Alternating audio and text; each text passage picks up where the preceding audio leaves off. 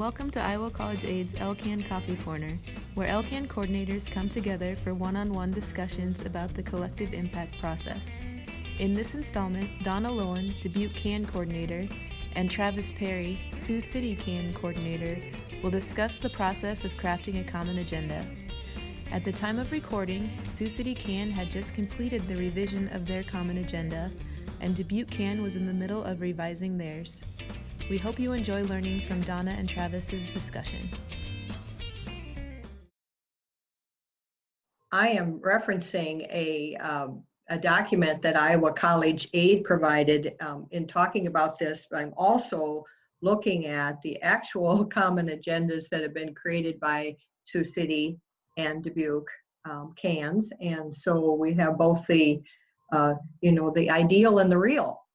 The key components of a common agenda are the vision and goals of your LCAN. In that, you can consider aligning your vision and goals with statewide goal like that prescribed through the Future Ready Iowa group. Or it might be more specific to your community or a combination of both, but you want to lay out your vision and goals. We started our common agenda with an impact mission statement, just a brief kind of an umbrella that reads that Dubuque's LCAN efforts will increase high school graduates enrollment in post-secondary education and training to 80% by 2025. And after stating that broadly, you can break down your vision and goals into other bulleted points, talking about what you're going to create and what you're going to assure and how you're going to help and so on and so forth. Another key component of the common agenda is establishing the boundaries, and these boundaries both refer to the geographic boundaries, like is it your city, is it your county, is it a specific school district, and those boundaries also refer to key issues that you want to address. Generally, all of us are concerned with career and college readiness and that post-secondary education and training, both enrolling and completing, but some other LCANs have a broader scope. They might go from cradle to career, where they're looking at some issues of students at younger ages. You also, in your common agenda, want to include the metrics. How are you going to measure? And of course, that needs to be aligned with your vision and goals. As we were working on our common agenda in Dubuque, we looked back and forth constantly during the work of establishing the metrics to make sure that we had parallel, this goal, this metric, this part of our vision, this metric. And they don't need to be, exactly tightly matched one for one. You might have multiple metrics for a particular goal, but they need to be aligned and matched. Travis, what would you add to that? Because I gave a very skeletal framework for the components. I think that's actually really comprehensive, a list of the components of the common agenda. One thing I would add is that we began with trying to formulate a problem statement. So it's something that articulates why there's a problem, makes use of data and comparison data specifically, and cites those sources for whether that means your leadership team or partners want to cross-reference the data, or people you're communicating with out in the community. And it's something that's written in a way that would focus the efforts of an action team. Mm-hmm. So it's a way to kind of clarify right up front what your purpose is and why what we're doing is different and why it matters. Mm-hmm. So that's I think the only thing I would add to what you had said. I think all the components are equally valuable in some sense. It kind of depends on how the group works together and how long they've been working together, where you want to start. We found that pouring over a lot of data as we were doing this was helpful. So when we were trying to articulate our guiding principles or values, we were looking at our problem definition, which required some incorporation of what the data is. And similar to what you were saying, you know, as we were writing, if we stated a goal in our common agenda, we forced ourselves to come up with a metric for it. And if you can't come up with a metric, then it's not a very good goal. Exactly. There has to be I think there has to be a one-to-one relationship there. So maybe it's close to a goal or something that you care about, but you should try to, I think, restate it in a way that you could measure it and make it measurable.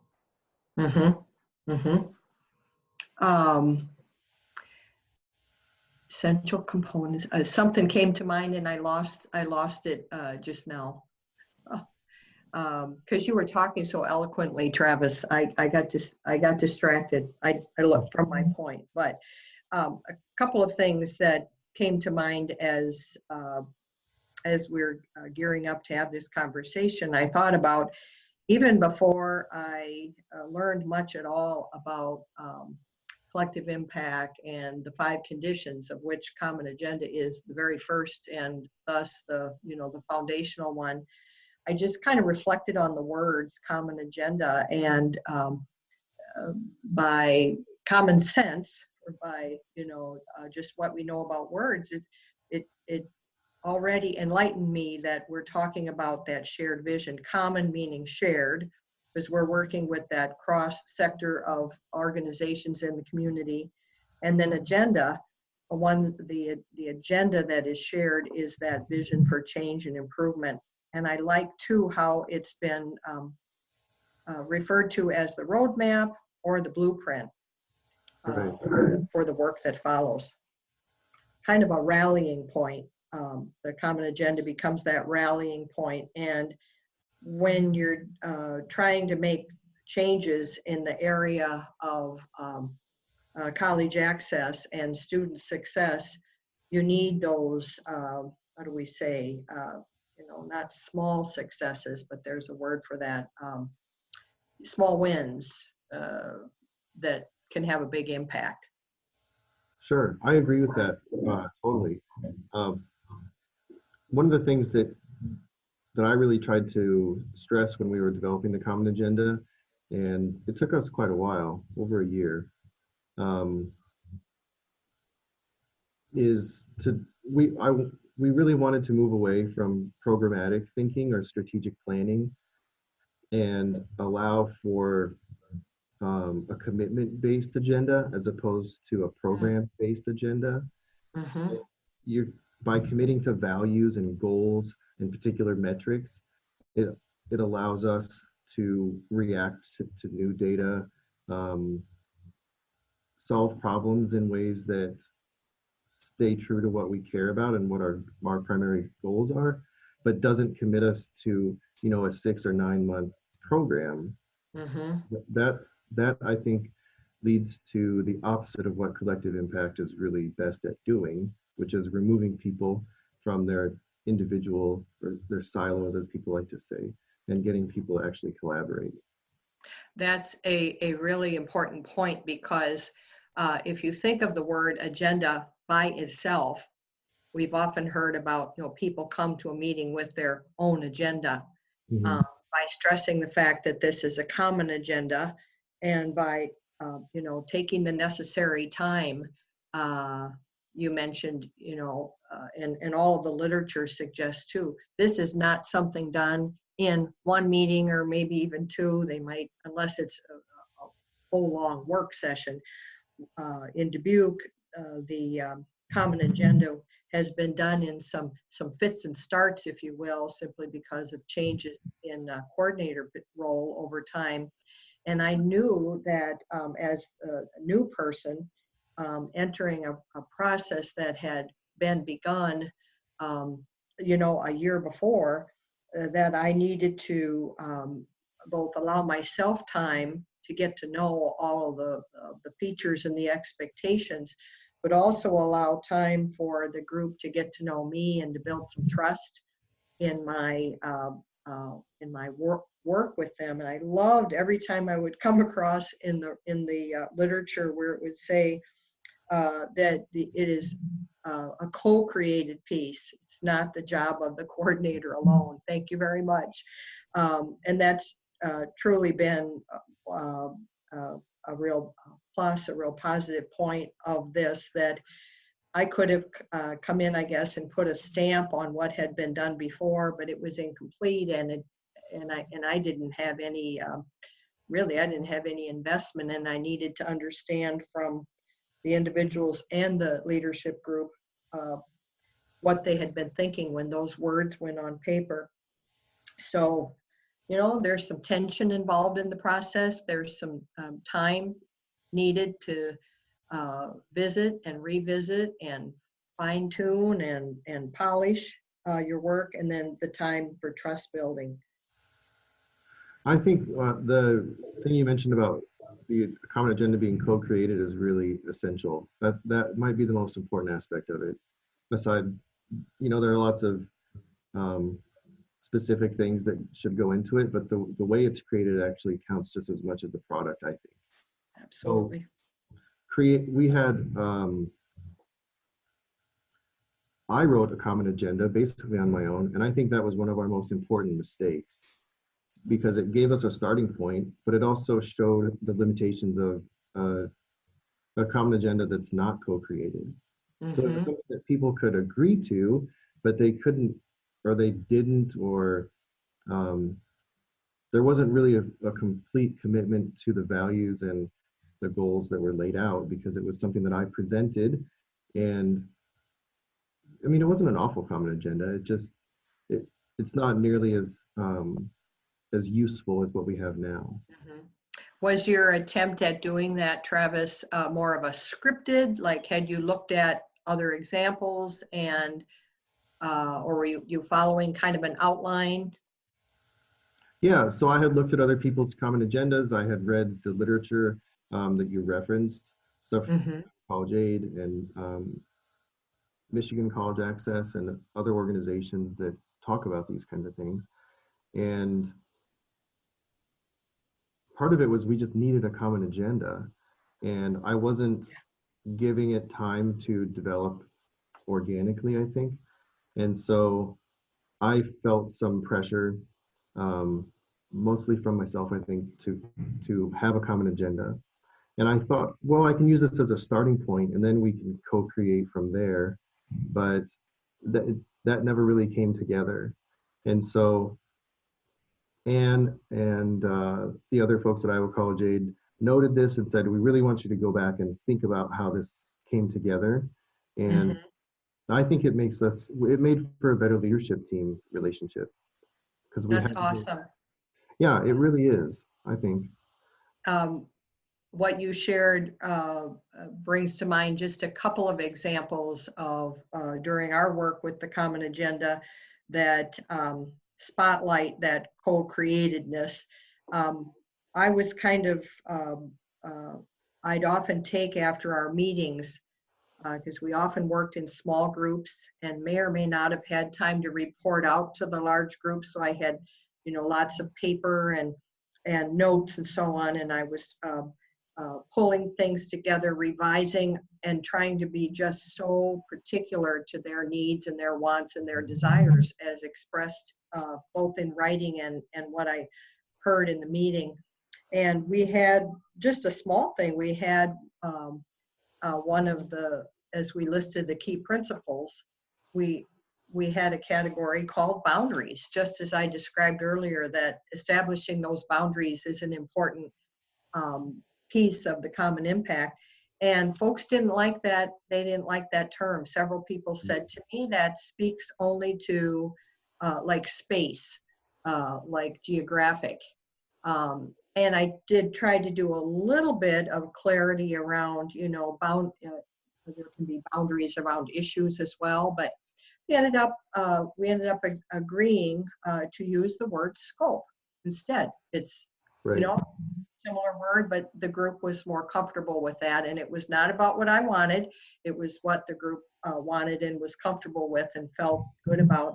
Another thing was, as we have all probably spent time with, especially in the early work with LCAN, understanding what is meant by college in the college access network acronym, and having discussions about that. There were some who were who wanted to change the word to career.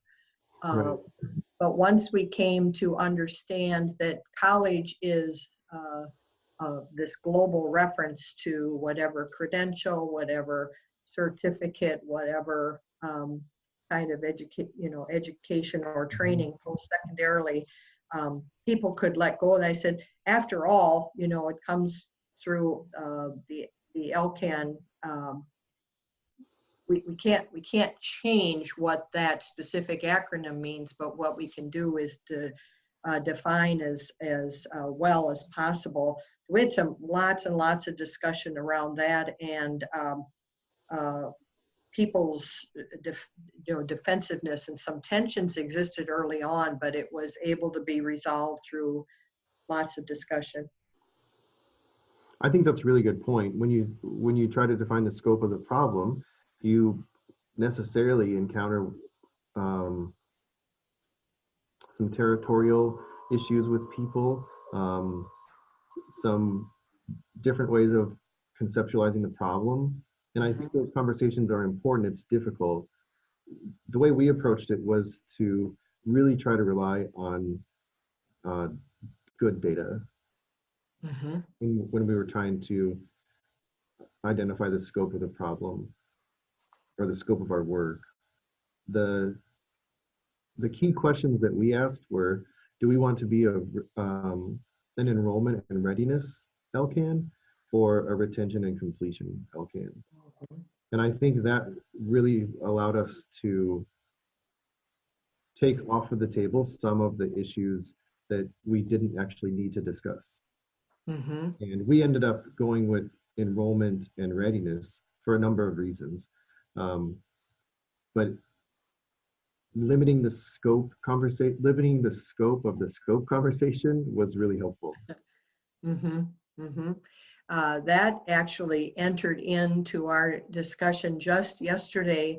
So like just when you think you are maybe funneling down to having something set, someone commented that our emphasis seems to be on enrollment and readiness, but aren't we concerned if people complete their program? So I'm actually going to be poring over the notes and the input from yesterday and talking individually with a few of the leaders in our network to see, is that something that we intended to change or expand before we bring this to this larger stakeholder group for a final look before endorsement. So, wow, it is, yeah. So maybe that indicates we didn't have dig deeply enough in those scope conversations. So, I wonder. Go ahead, Travis. I think it sounds like your conversation came around to a similar point in a different way.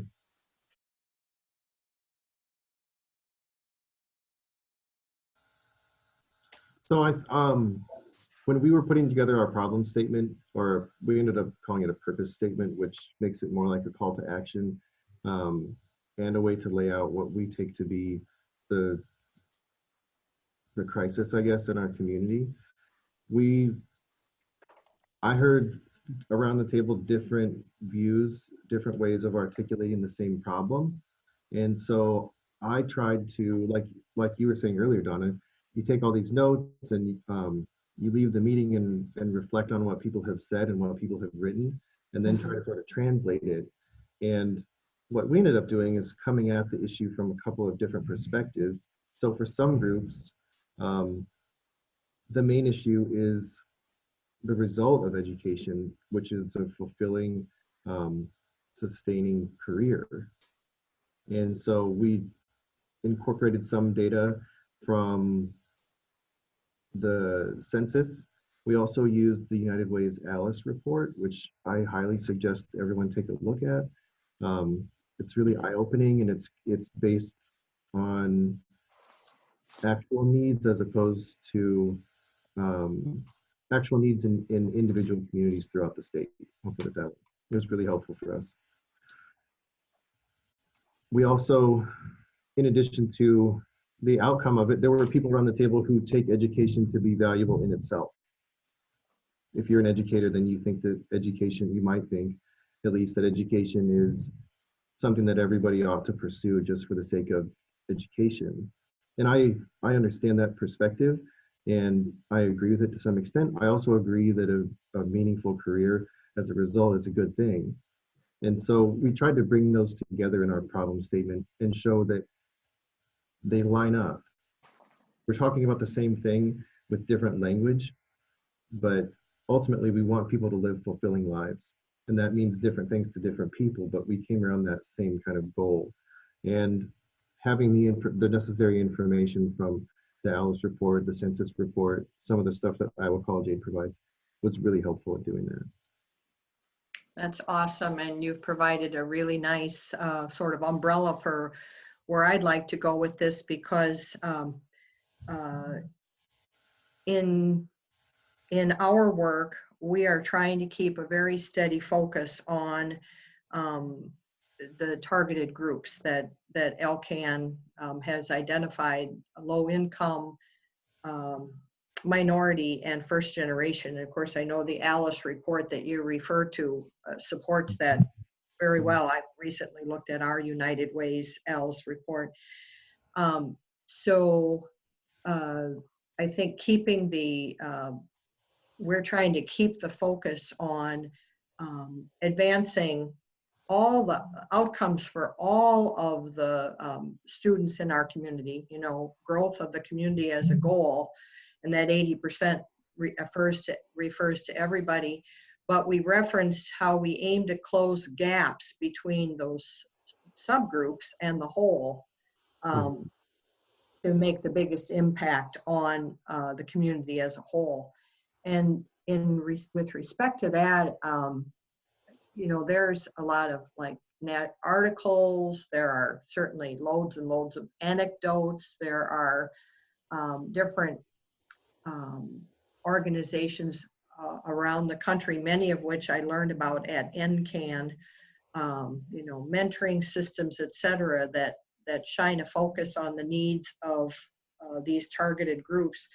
And locally, we've attempted through a number of the players in this network to try to hear firsthand from some of our students that might identify with one, two, or all three of those groups, what the barriers are that exist for them. And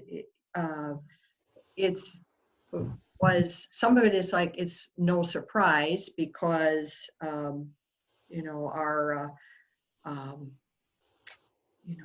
the movies that are being made, the songs that are written, things, so many things in our society right now shine a light on those differences. But just to share a little bit of one survey that we did with a group of high school students. They were African American boys, freshman through senior at one of our high schools. They really see the value in college. We identified fierce determination to meet their goals, lots of family pride, but and expectations that they be caretakers and support providers for their families.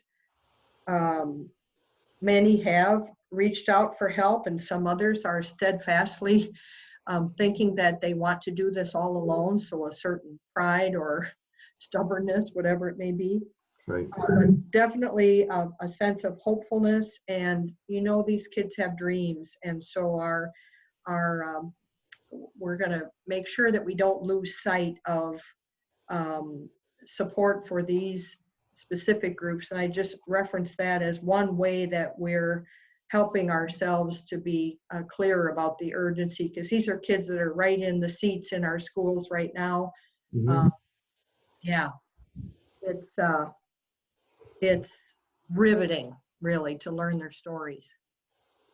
I think, again, we wrote our common agenda so that we would move toward talking to our community members with more intentionality and frequency. But you're already doing that, and I think that's really great, to try to talk to the people you aim to serve.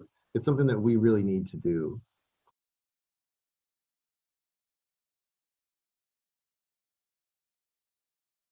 And I think including equity in your common agenda is really important.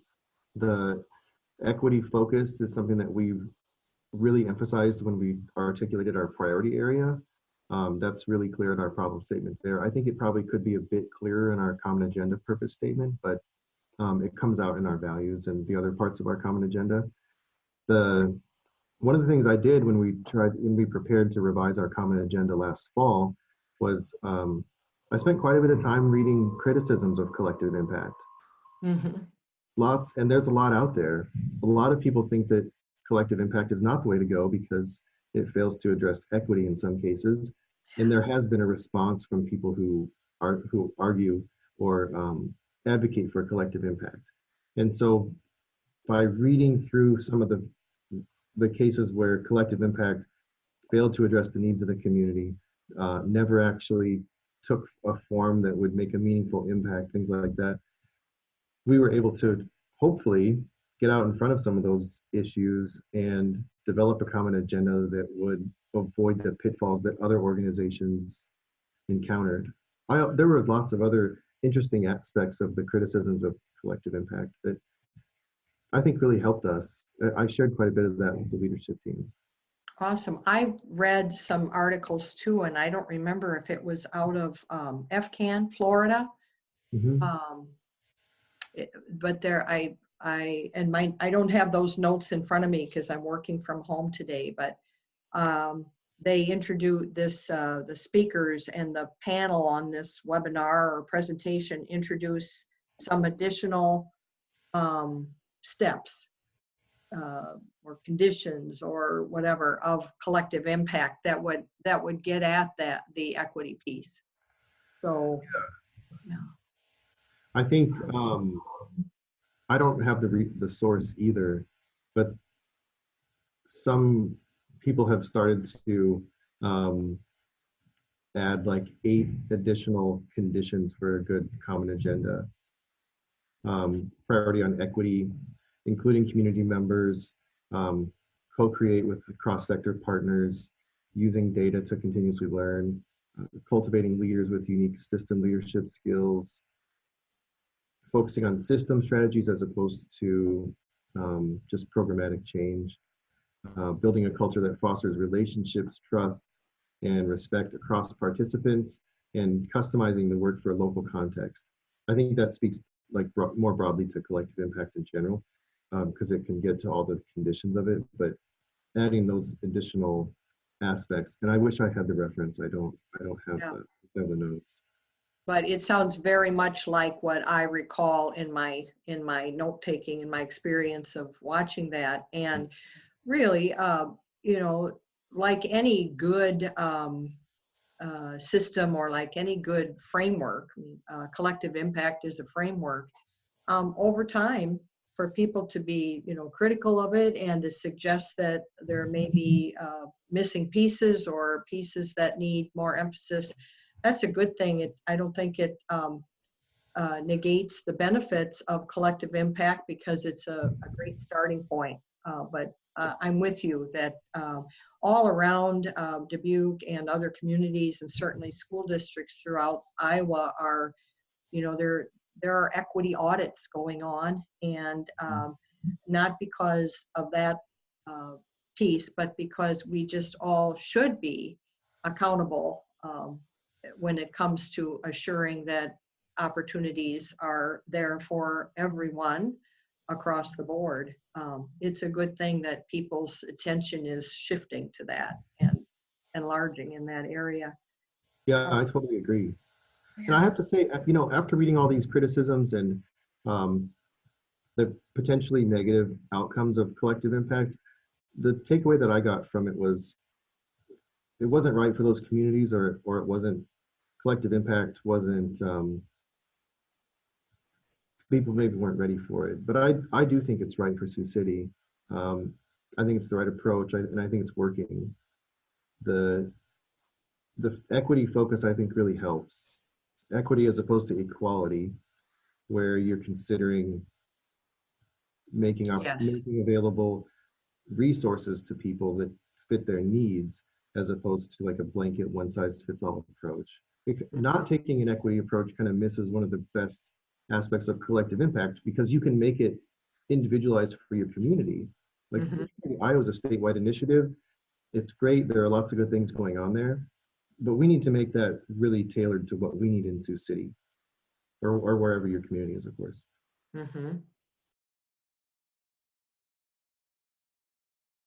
I got thinking about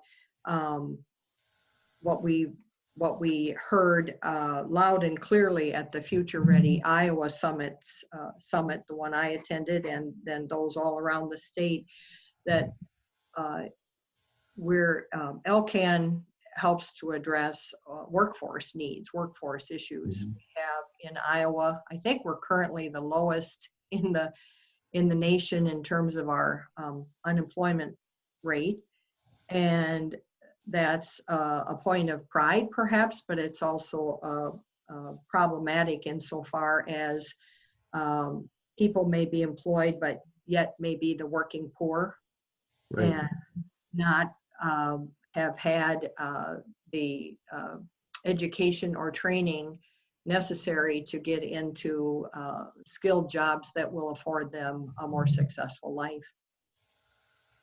Well, and I also think that the wide availability of work right now discourages people from education, because you can get a pretty good paying job without education, partly because businesses are trying to expand, partly because businesses need people, and so they're willing to sort of change some of their criteria for hiring in some cases. I don't have specific numbers on that phenomenon, but it's something that I've really thought quite a bit about. Employers in our area really need skilled workers, and we just don't have enough people to fill the jobs. And getting an understanding of that, and opens up, it's like a web to all sorts of other issues in the community. And I would just give the example in Dubuque, our Greater Dubuque Development Corps, which is, you know, an economic development organization, very, very connected and supportive of our LCAN. As they were doing intake interviews of companies around the area, they found that so many of them could not secure workers, especially women, because of issues around childcare. And so, long story short, the Greater Dubuque Development Corps has launched an Opportunity Dubuque program that is going to afford training for those who sign up, who want to participate in this program, and they're going to provide childcare during that, so that women for whom that is a barrier can participate. And then I think down the road, again, I wish, it's an article I wish I had in front of me so I could reference the details more clearly, but down the road, they're going to, when they get into new positions, they're going to continue for a sustained period of time to provide support for child care. So they're kind of really getting to the core issues. And another area is the whole area of mental health, now often alluded to as brain health, to try to put a little different perspective on that. There is work, lots and lots of work and collaboration going on in our community, and I see linkages of that with LCAN and workforce development as well. So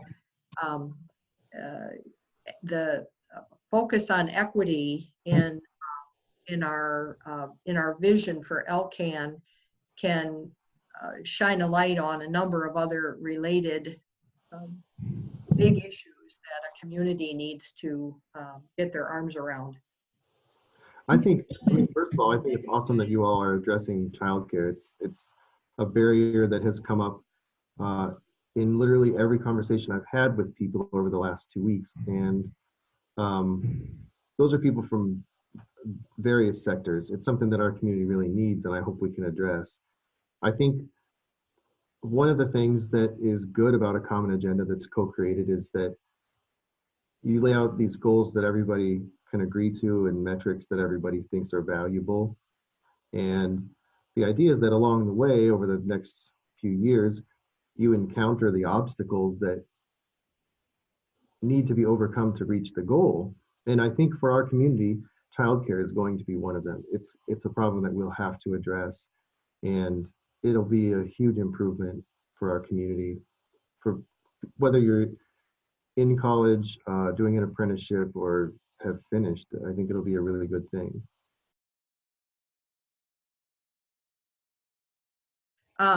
Travis, if it's okay, I might start on that group drafting process, because it's so recent and current for us. Sure, absolutely. Of course, there is, the blank piece of paper that stares at you, and we have so many good resources at our behest from about collective impact, things from Iowa College Aid that specify. We have models and examples that we can access readily through the internet and through various sites. So yeah, getting some words on the paper, and then as you mentioned, and putting up a basic draft on the screen and letting folks see it, and you use the word wordsmithing, or just having some discussion around things. I want to share a few protocols that we have used that have helped us to, as we revisit the draft document that existed when I came on board in August, and have helped us not quickly, but with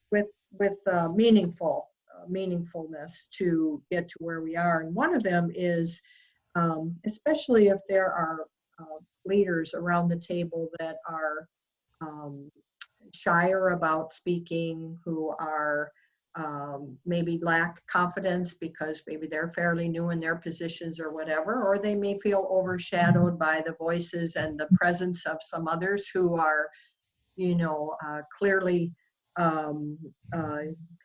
in command or in control, or have bring a certain sense of expertise to the table. So dividing up into some smaller groups, we typically have from 12 to 16 people at our monthly meetings, dividing into groups of 3 or 4 for discussion, and without showing favoritism to any one or more folks. I may just say, like, hey, Travis, would you take the lead in facilitating your group? And Donna, would you do the same with yours? And most folks have enough experience with sitting in a small group for some discussion.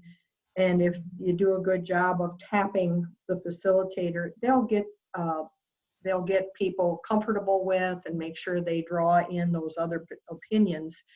And there's just a richness then when each of those groups individually has this discussion and then brings it back to the whole, because they start to hear things that they have missed, or they hear things other people emphasize, or they're proud of something they discovered or put forth that no one else thought of, or that sort of thing. So it really generates some engaging discussion. If you don't have time to report out to the large group, as I alluded, sometimes happens, then you're left with their notes to try to contend with. So timing your meeting so that there's time, so that there's adequate space at the end for hearing from each group. We have also done a process, and this was when I saw the draft that had been the latest draft when I came on board, and we looked at that in the fall. And I thought to myself, there are a lot of words here. It's verbose. It was written in chunky paragraph fashion, and I brought it back to the group in a meeting, and we did a it's called vote with your feet, or vote with your feet. And the room was separated into was labeled with two signs. One was the agree end of a continuum, and the other end was labeled disagree, that end of the continuum. And I just read aloud chunks, like phrases or sentences, just enough that they could hear it and think about it and remember it. And then they had to move to a place on the continuum, a place that indicated how much they supported that particular statement or phrase. And most of the folks in the room admitted to having helped write that document prior to my joining them, but couldn't remember that had been part of it. And they were all over the continuum. And then you invite someone standing in a particular spot to just explain or defend where they were. And that was so helpful because they're hearing one another's relative support or lack of support for a particular thing that they had once embraced as something they really wanted to be part of it. So that was a wonderful, like, break the ice opportunity to look at it with new eyes. We had, besides me, some new people in the group. And then one thing is, I don't want to elaborate with too much length. You have things to say too. Is what's called the gallery walk, where you might post, this might be, groups might post their small group work, or they might post their reaction to portions of the common agenda that are posted on the wall, and people move around and look at all of the different perspectives and different ways of stating things, and they may vote with a colored sticker. They may put a red sticker by something that really fires them up, they're excited about, they want to keep. They might put a yellow sticker by something that they're not really sure of. They might put a green sticker by something that they think has to go. This has to go, in a sense of get rid of it. Or you could flip that and use green for go, keep, and red for stop, take it out. But at any rate, then people can stand back and see what agreement there is to different parts of it. And it sounds like it takes a long time, and it really doesn't, but it's a great way to get everybody both physically moving around, because meetings can get long and tedious, get everybody involved to hear a variety of viewpoints. I think your facilitation techniques are much more sophisticated than mine. It sounds like you have more dynamic meetings than I do.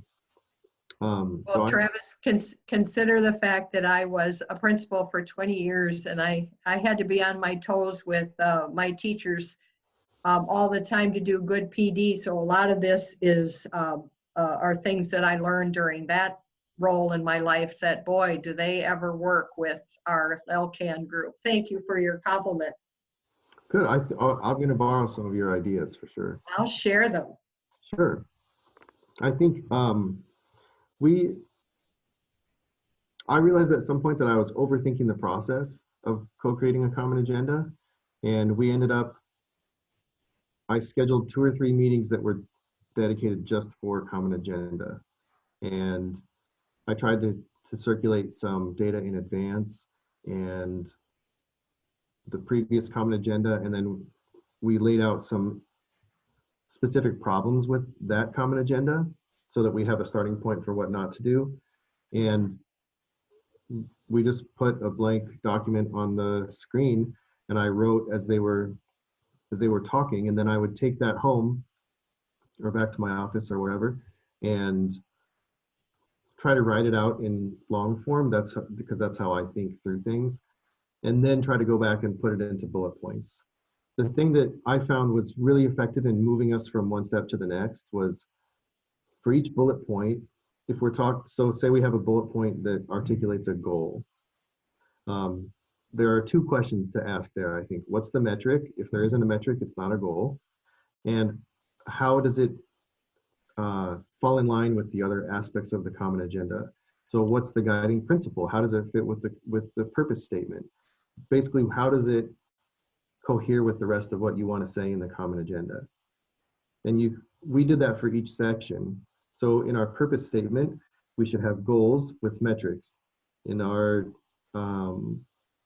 the section where we articulate our values, those values should support the goals that we have and should respond to the purpose statement.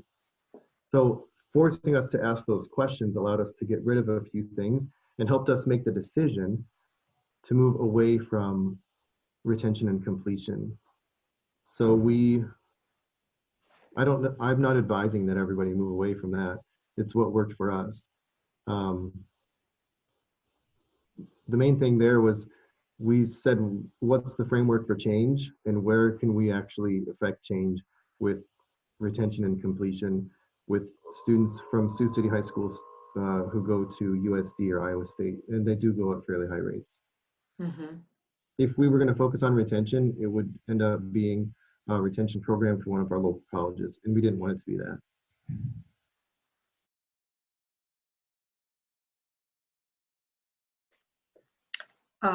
The next thing that I was taking notes on what you were saying because I'm learning from you as you're learning from me.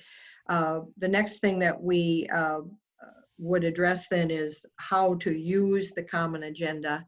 And I know that you have had you have the endorsements and you've had the signing ceremony and so on. I've read in a couple places, and I'd be curious to hear if you've done these things. I've read about like maybe having the school board and or the city council draft a proclamation that would include the common agenda as part of that. I certainly think that having it be visible, maybe even framed, or at the very least, laminated, hung somewhere so that it's prominently visible for folks coming in and out of all of the LCAN leaders' workplaces. And I'm curious to know, Travis, when I've read the copy of your common agenda that I have, you mentioned, let's see, you said to guide our work in the coming year. This year we'll focus on the following. And I really like that. It suggests to me, though, that you might have variations of the common agenda or evolution of it that would, like reprints or whatnot. Maybe you could talk about that. I think that's the previous version of our common agenda.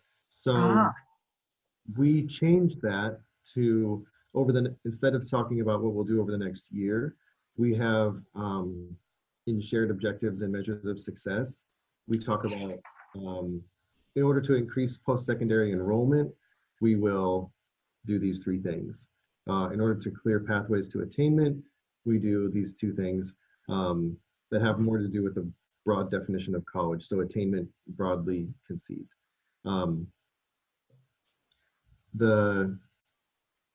To get to your first question, though, how do we use the common agenda? I did frame a copy of our We have a short version and a long version.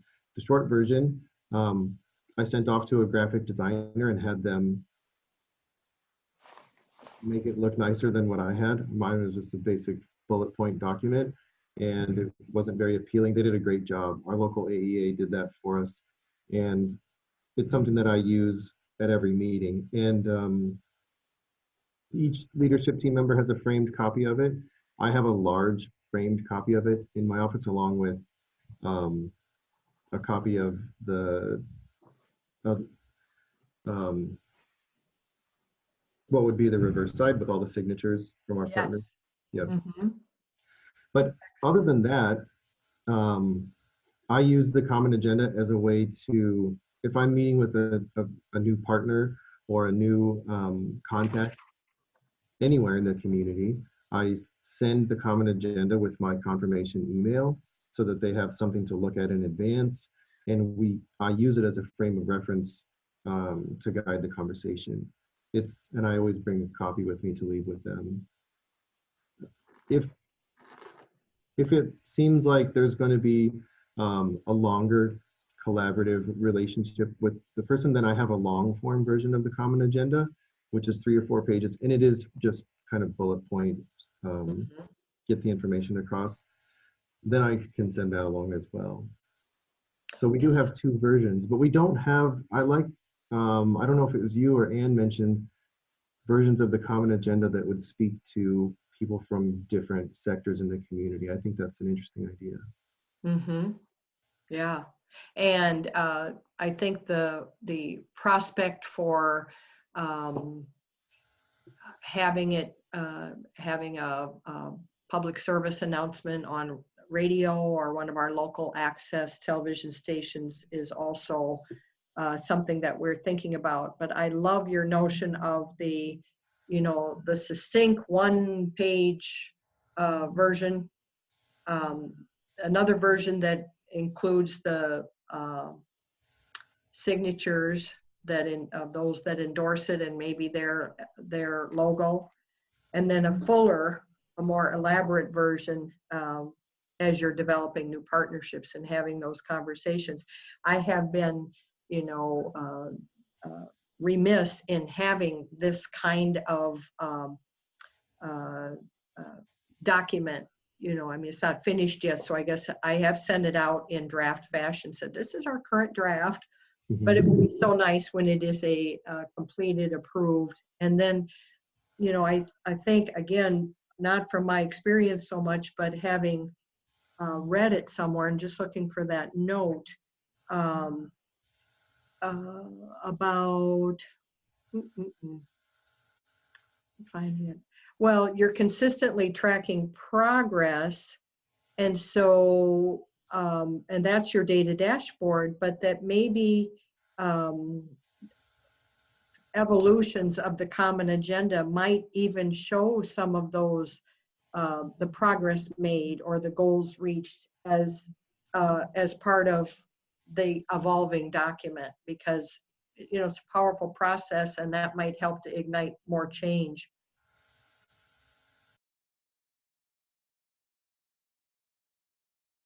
I think the idea that it's a living document is important, specifically with the measures of success.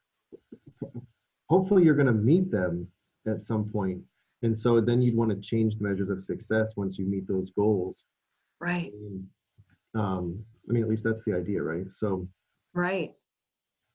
That's one thing that I've thought about. I've realized actually just this week in a meeting with our anchor organization that a couple of our measures of success might already need to be changed. We might need to think a little bit about how we articulate, or how we've said in the common agenda what we want to support.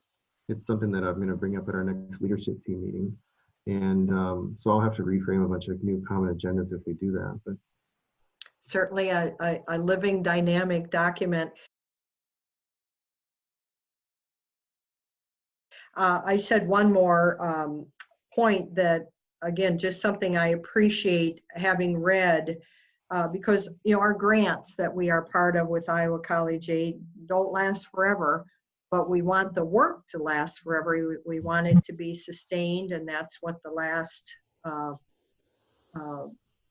phase of the grant is about, sustaining and the continuous improvement.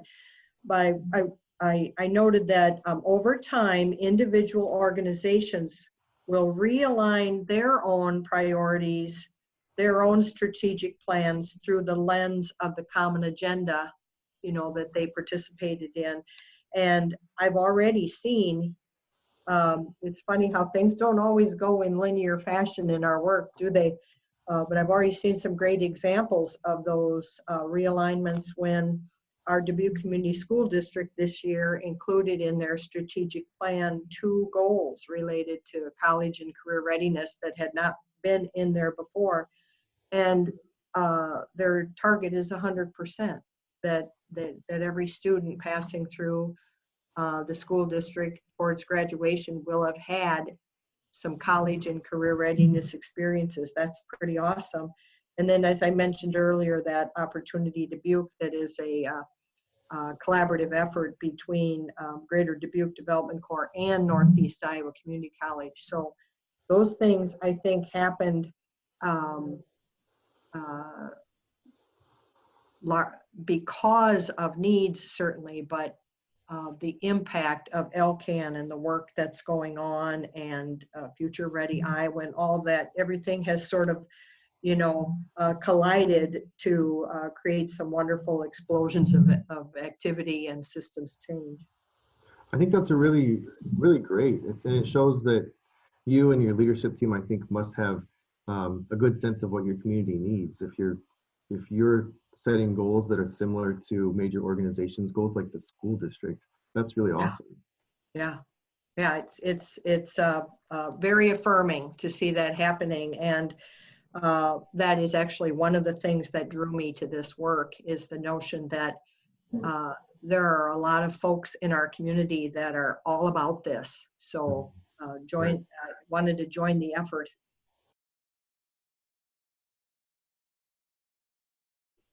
One insight that I would share, very basic but very important, is just take the time, build the trust so that honest conversations can take place around the table with your leadership team, so that you are sure to arrive at a common understanding of the problem. And because you can't write a common agenda without a common understanding of what the problem is. And then hopefully your work to create that shared vision for change will be, you know, authentic and meaningful and create significant change in your community. I agree with that. And about taking the time, the mistake I made the first time we tried to do this was that I tried to write something and then have it confirmed. And that was precisely the wrong way to go about it. So taking the time to be patient, allowing it to develop over time, calling your Iowa College Aid helpline, which for me is Ann Thomas, was really helpful.